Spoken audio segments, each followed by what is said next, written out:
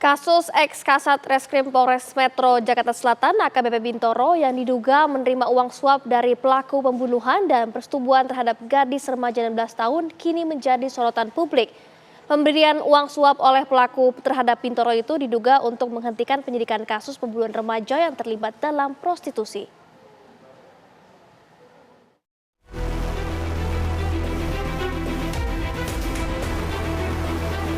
Kasus ex-Kasat Reskrim Polres Metro Jakarta Selatan AKBP Bintoro yang diduga menerima uang suap dari pelaku pembunuhan dan persetubuhan terhadap gadis remaja 16 tahun kini menjadi sorotan publik.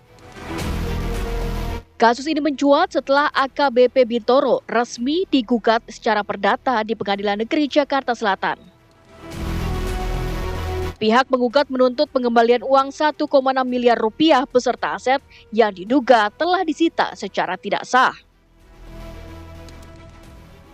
Jadi saya rasa gugatan secara perdatanya itu sudah tidak tepat. Makanya dalihnya pemerasan. Iya, kalaupun ini pemerasan, tentunya kan harus kronologinya jelas ya. Kalau sampai ada transaksi berkali-kali dengan nilai nominal yang besar, ini kan boleh dicurigai, patut diduga ada persekongkolan juga.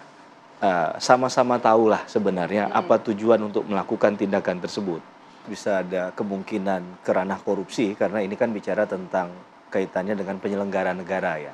Bicara tentang jabatan, ada kekuasaan di sana.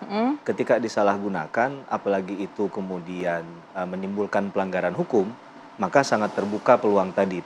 Pertanyaannya, berani nggak masuk ke ranah yang lebih jauh tadi? Atau yang kedua, kalaupun dimasukkan pasal korupsi misalnya kita berandai-andai, apakah ini ditangani oleh pihak kepolisian? Karena boleh kita ingatkan kembali bahwa penyidik dalam tindak pidana korupsi tidak hanya kepolisian, ada jaksa, ada juga KPK.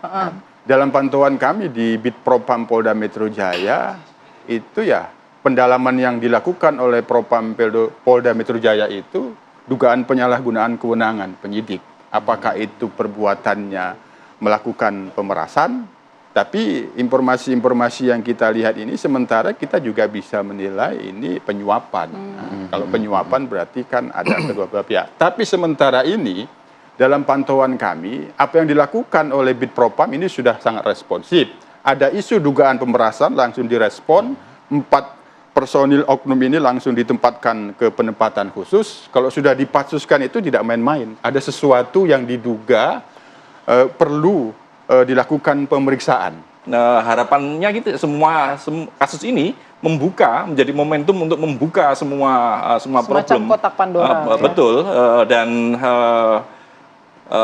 Propam ini harus benar-benar objektif dan transparan. Karena kalau tidak, masyarakat akan semakin meragukan citra kepolisian. Kepolisian juga ini harus di sini bisa dibuktikan nanti ya. Benar, kalau kita melihat kasus DWP kemarin kan sampai sekarang juga belum di proses pidananya juga belum.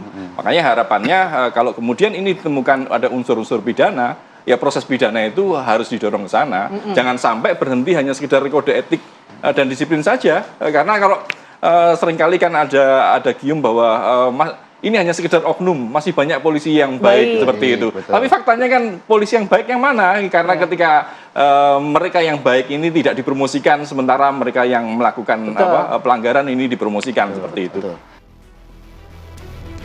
Kini AKBP Bintoro ditahan di pengamanan internal Polda Metro Jaya. Bintoro diperiksa oleh Bitpropam Polda Metro Jaya dan akan segera menjalani sidang kode etik. Tim TV One mengabarkan.